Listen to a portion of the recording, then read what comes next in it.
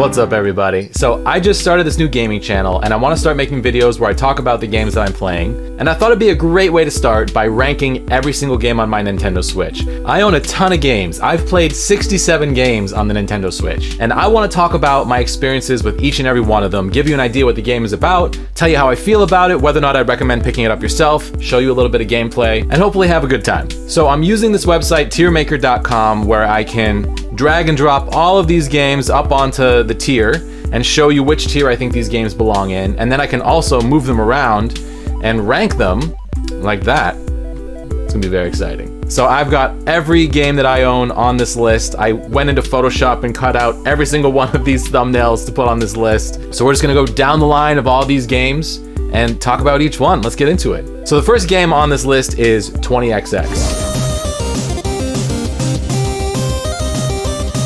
20XX is an indie roguelike action platformer that was basically built to be a roguelike version of Mega Man X. You get random power-ups throughout each run, and you can unlock permanent upgrades as you go. I love this game. I feel like this game doesn't get enough attention. Admittedly, I haven't played Mega Man X yet. That's something I really want to do. I've got it on my Super Nintendo. I want to stream that one of these days. I'll probably do that right here on this channel. I don't have the original game to compare this to, but I just think this game is a hell of a lot of fun. I love the weapons. I love the upgrades. There's so many cool power-ups. There's so many different items that can make every run feel totally different. I think this game is actually pretty brutally difficult. This game has 3 difficulty modes: Reverent, Normal, and Defiant. I have yet to beat the game on Defiant. I have cleared it on Normal a few times, but I had to play on Reverent for a long time, where you get 3 lives. If you play on Normal, you just get 1 life. It's permadeath. If you die, it's done. Your run is over. The controls are tight. It feels good to play. According to my Switch, I've put in about 35 hours in this game. I'm sure I'm going to play it more. It's a game that I've had for a couple years now that I pick up from time to time and just have a great time every time. It's not a perfect game. It definitely has a couple issues. The biggest issue being that the levels are randomly generated, where different pieces of level are kind of combined together, and every once in a while the random generation is just crazy difficult, to the point where it's impossible to get through without taking some damage, and that can be a run ender. So that can definitely be pretty frustrating, and it's a tough game. You know, you're gonna take a lot of deaths. It took me quite a few tries before I finished my first run. Now I can finish runs pretty consistently. If I'm playing on Reverent, I'm almost always gonna finish the run. Playing on Normal, I'll finish it a good portion of the time. I still haven't beat the game on Defiant, but that's a goal of mine that I'll hopefully get to at some point. Also, of notable mention, the music in this game is awesome. Every time I boot it up just on the title screen, it always makes me want to dance. I love it. So let's rank this one. I'm gonna put this one as an A rank. It's a great game, highly recommended. I think everyone should check it out, especially if you're a fan of side-scrolling platforming and action and combat. This game has all of it. Okay, looks like next up is Fallout Shelter. Congratulations, friend. You have been selected as a Vault-Tec Overseer. I have put an embarrassing amount of time into Fallout Shelter. We're talking 140 hours plus into Fallout Shelter. It's originally a phone game. They ported it over to Switch. It's a sort of Sims game where you're in charge of building this bunker underground. You put workers into different rooms to try to keep your shelter running. You can send characters out on quests to find supplies and do battle with other funny characters out in the wasteland. And overall, it's a really fun game. This was one of those games where I picked it up and I got pretty obsessed, and I was, playing it pretty non-stop for a couple of months, and then I hit this wall. This happens to me all the time. I hit a saturation point with games where I'm like, I never want to play this game again. And I put Fallout Shelter down. I have not picked it up since. I don't know if I'm ever going to pick it up again. But for those 140 hours, I had a great time and was really into it. There's a couple things about the game I would change. I feel a little bit weird about the way that the game treats male-female relationships. You just put a man and woman in a room together, and then the woman gets pregnant pretty quickly, which is a little bit strange. I'm like, I feel like there's maybe a better way they could have approached that. Maybe you could have characters adopt a baby, and you could have same-sex couples. That'd make me feel a little bit less weird about the game. Because that was the one thing that I was like, I feel weird about this. This doesn't feel right to me. But besides that, it's super fun. I mean, the turn-based combat when you go out on the quest is really fun. I don't like violent video games. I don't like games with realistic violence or blood or shooting or anything like that. And this game is obviously full of guns, but it's very unrealistic looking. It's very cartoony, and I was able to enjoy it on that level. It's definitely a time suck. It's one of those games where you kind of lose track of time and play more than you wanted to, and you don't necessarily feel good about yourself when you're done. And that's a feeling that I don't like in a video game, is to kind of get to the end of playing it for, dozens or hundreds of hours and then thinking to yourself, I feel gross. That was too much. Okay, so how would we rank this one? I think I'm gonna put this one as a B rank. Really solid game, really fun. I highly recommend it. I forgot to mention it's free, so why not go play it? I mean, I love when I can sink 100 hours into a free game. There's several of them on Switch that I've done so. So if I'm thinking about my experience with the game, I put a lot more time into it than I put into 20XX. 20XX, I'm at about 35 hours, but it felt more like quality time. Whereas with Fallout Shelter, I definitely slid into the why am I still doing this time, like the addicted time. And that's not necessarily a bad thing. You know, I've been addicted to a lot of games that I really loved, but like I said, I left this one with a little bit of that weird heebie-jeebies feeling like I don't know if this was time well spent, but definitely a solid experience. It's free. Why not try it out? I do recommend the game. Oh boy, next up is Aldred Knight. Okay.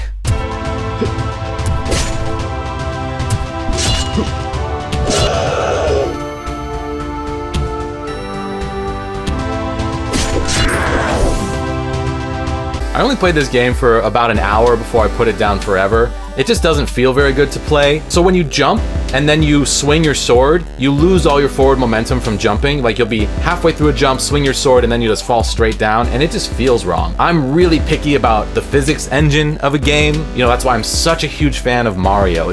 Mario just feels good. The physics engine just feels good. Or something like Celeste, where running and jumping just feels fantastic, and then they give you more progressively difficult challenges and you just can't wait to conquer them all because it feels right. Aldred Knight is not like that at all. It just feels clunky and slow and awkward, and it's one of those games where you get hit a lot, you're yelling at the game because it feels like it's the game's fault. It's never the game's fault, it's always my fault. But if the physics don't feel right, then it feels like the game's fault, if that makes sense. So I just didn't love it. I wouldn't recommend this game. I hate saying anything negative about something that other people poured their time and effort into, but hey, this is just my opinion. This doesn't mean that the game is bad, it means that I didn't like it. So let's rank this sucker.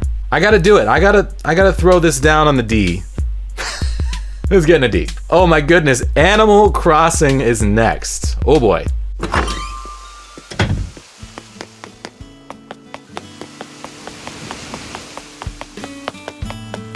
Animal Crossing New Horizons is the first Animal Crossing game I've ever played.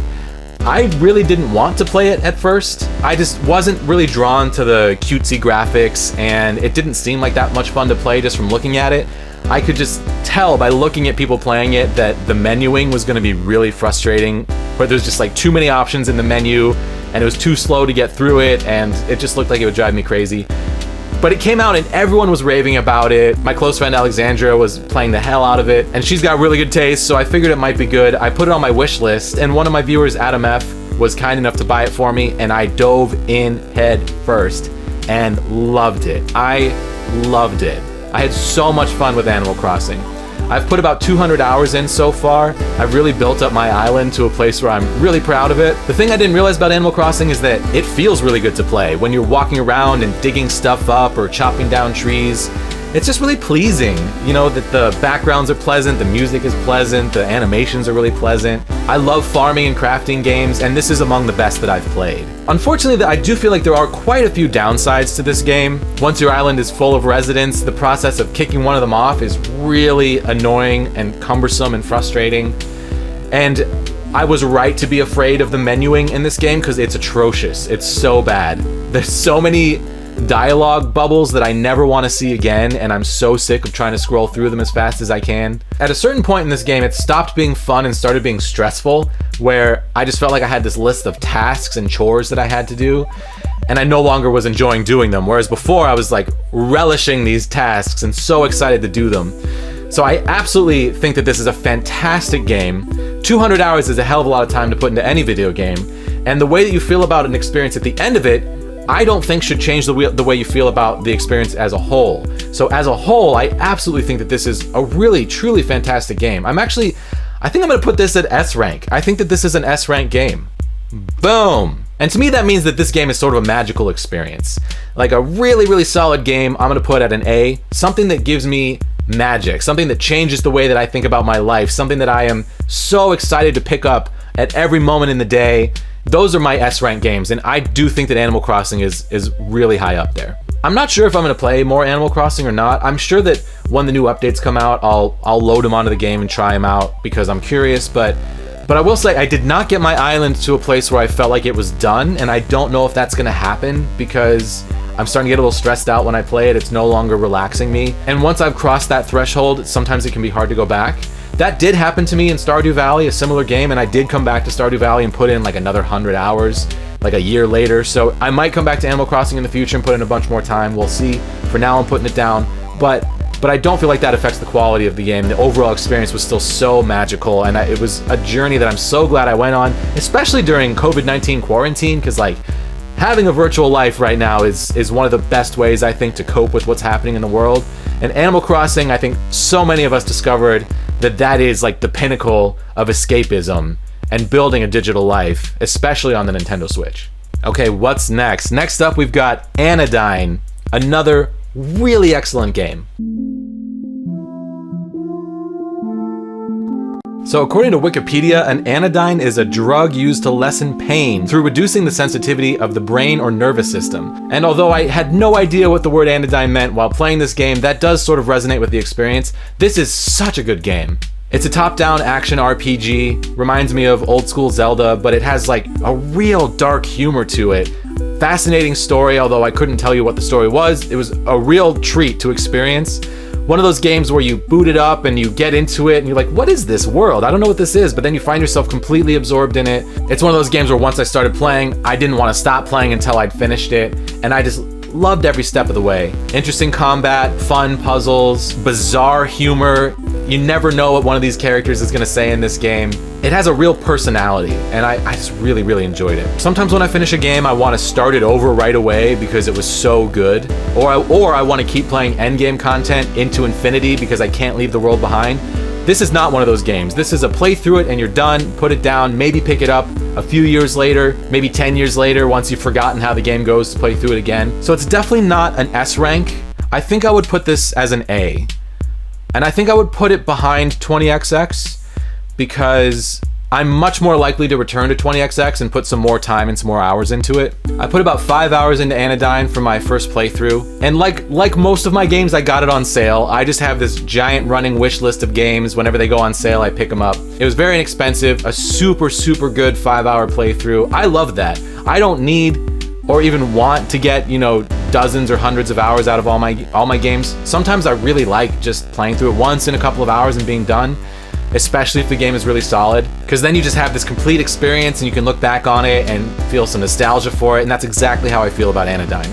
I feel like that's a good place to stop for this video. We've done 5 games, I've talked a lot. Since this is the first in this new series, I really want to get some experience editing it down and putting in some gameplay footage and figuring out how I'm going to go about doing all that without having it be too overwhelming, so I think 5 games is a good place to start.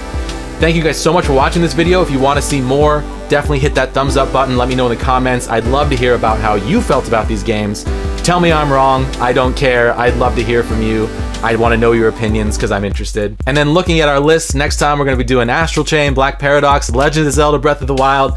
We got a lot coming up in this series. Don't forget to subscribe and check your notifications for future editions of this series and my live streams right on this channel. I love Mario Maker. I stream that all the time. And I'm throwing in some other games like Dead Cells and Hollow Knight and whatever else I feel like. Hopefully some Mega Man X. But this is super fun. I'm really excited about this as a project to go through my entire Switch and talk about all the games. I've just been bursting with all these opinions that I gotta tell someone, so I might as well tell you. So thank you guys for watching. We'll see you next time.